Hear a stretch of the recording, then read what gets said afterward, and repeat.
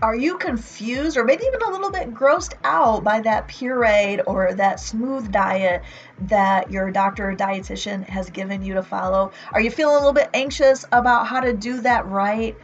Well, my name is Diana Lopez, and I am your bariatric dietitian with My Bariatric Adventure, the place where we help you navigate the twists and turns of your bariatric adventure. Today, we are talking about that pureed diet, or some doctors or dietitians may call it a smooth texture diet. So, we are going to talk about that today. I am going to give you the basics of that pureed diet or smooth diet. And after that, I am going to give you 6 extra tips to help you get started on the right foot. And if you hang out to the very end, I've got a freebie for you so that you can make the most of your bariatric adventure. All right, so let's hop in. Let's start talking about that pureed or soft textured diet, right? So first thing before we do that, I actually want to remind you, I've talked about this when we talked about the pre-op stages, the clear liquid and the full liquid,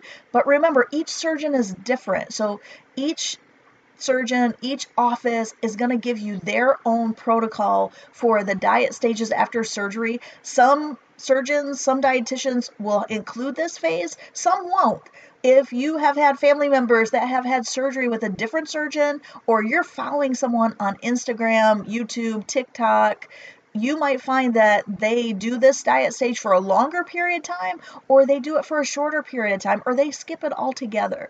So don't get confused about that. You just put your head down and you do what your surgeon has you to do for this diet stage. Normally, this stage is usually maybe the third week, second, third, maybe fourth week after surgery, depending on where the surgeon puts it in their diet stages and how slow they move you through those stages. So, and it usually is going to last anywhere from 7 to 10 days. Like I said, each surgeon is different, but that's kind of the average for most. If you have questions about those diet stages before and after surgery, I've got videos for that pre-op diet, the clear liquid diet, and full liquid diet. So I will link those in the description below if you need more information and more help with those diets as well. So let's hop in and start talking about that puree diet. Some people get really grossed out by this diet phase because they call it the baby food diet, which is similar to that.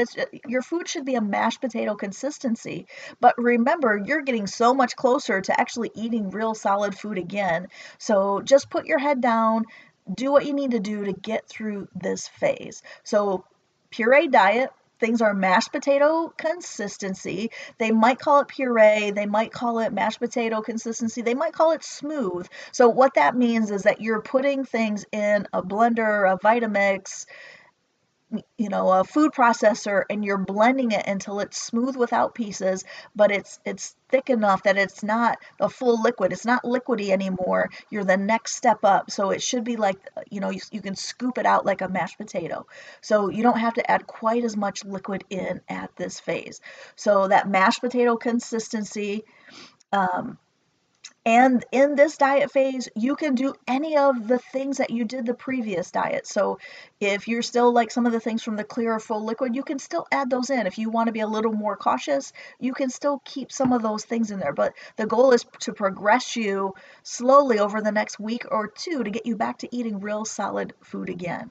All right, so pureed diet is what I'm going to call it. Like I said, you can use baby food if you want. You don't have to. You can just cook what everybody else is eating and then blend it down to that smooth mashed potato consistency. And then also, you may notice that the things that you love, they don't taste the same. So because part of our sense of taste has to do with texture and being able to feel and taste the different textures as we chew things, you're not going to notice that so much with this puree diet. But like I said, remember, you're just doing this to get you to the next phase. So work on, finding things that you like to eat at this phase. You could do things like mashed potatoes. You could do sweet potatoes. You could, puree chicken salad, tuna salad. You could do some sort of soup and puree that down. maybe make it more like a stew. So one of the things that we like at our house would be a chicken, red pepper, and roasted potato stew with like a chicken stock in it. So, and we throw garbanzo beans in there. What I would do is I would cook it and then I'd throw it in my blender, kind of taking out a lot of the liquid so that I can make it a thicker consistency. You can do that with meats you're eating. You just want to make sure it's that nice, smooth, soft consistency. You can do it with ground meats, you can do it with chicken, you can do it with turkey, you can do that with fish. You might need to add just a little bit less, play around with the moisture level of that to get it that little bit thicker consistency. So pretty much anything that you would feed to a baby, you would do for yourself. It just needs to be blended nice and smooth. All right. So it's pretty simple. There's not a whole lot of fancy stuff on this diet. You can also do things like cottage cheese, yogurt, ricotta cheese. Remember, no pieces still, and yogurts and that kind of thing. It's pretty kind of bland, kind of boring, just to get your belly ready to continue that healing process. All right. All right. So we have talked about the basics of that puree diet. So let me give you some tips. I've got 6 tips for you to get started off on the right foot. All right. So tip number 1 is continue to focus on your hydration. So the goal is 64 ounces of fluid a day. Some places may tell you 48 to 64. Whatever they tell you, you want to be working towards that. And remember, hydration is still a big deal. Hitting your protein goals, that's our tip number 2, is a big deal as well. A minimum 60 to 80 grams of protein a day is what you're shooting for. If you went somewhere else and they didn't give you a protein goal, they didn't give you a fluid goal, certainly use our fluid goal. That's pretty standard. Protein goals, 60 to 80 is the minimum goal, but I would encourage you, we have a protein basics after weight loss surgery video, and I'll link that in the description below, and you can check that out if you are uncertain about how much protein you need. Remember, at this point, we are beginning to separate eating from drinking. What you're gonna do is you can drink up to probably about 5 minutes before the meal. We can digest liquids fairly quickly, so that is not going to be a big deal. Once you start eating, you don't eat and drink together. You don't do that anymore at all. And then you're gonna wait a half hour after you eat. Doesn't matter if it's a meal or a snack. If it's solid food, you're waiting a half hour after you eat, and then you can drink again. So what can happen for a lot of people at this phase is as they progress from here on out over the next 2 or 3 months, it might feel really difficult to get in all your fluid and protein because you're juggling all of that timing stuff. Don't be discouraged by that. Just continue pressing forward and pushing in on that because it will get easier over time. You just need more practice with it. Don't let it discourage you. Just keep working at it. All right. So that's tip number 3, separating eating from drinking. All right. Tip number 4 is you're eating, 5 or 6 times a day.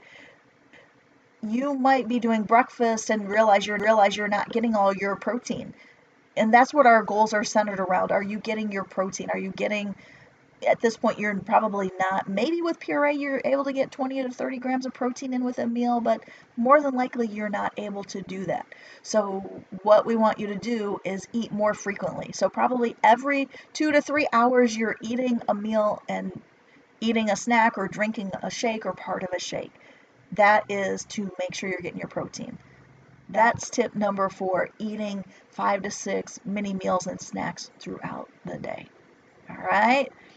All right, tip number 5 is to add your protein shakes or protein powder to the things that you're eating and drinking. Now that you're doing that puree consistency, if you're doing things like mashed potatoes, if you're doing sweet potatoes, winter squash like butternut or acorn, if you're making cream of rice, cream of wheat still, those sort of things, or even veggies, if you're pureeing veggies, you can add protein powder to that.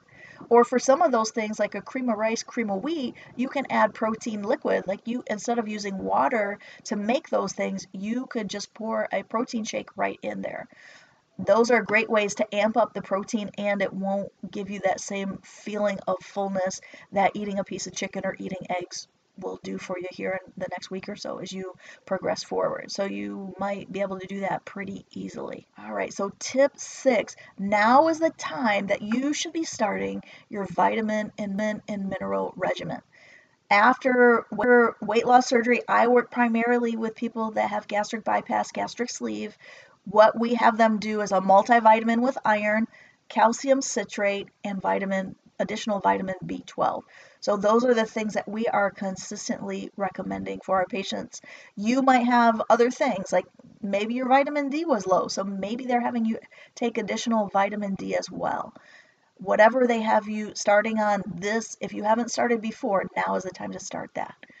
All right. So those are our 6 tips for you on this puree diet. I know it's not a fun diet, it's not exciting, it's not sexy, but it is necessary for your healing. So just muddle your way through it over the next 7 to 10 days. Diet after this is going to be a soft diet, and I'm excited to share that with you in our next video. I promised you a freebie, so go down there in our description and you'll find the link for our top 5 strategies for success after weight loss surgery. Don't forget to subscribe and like our channel so that we can continue to provide the kind of content that you need on your bariatric enter, okay? All right, well, I am out of here. Take care, and I will see you again soon, all right?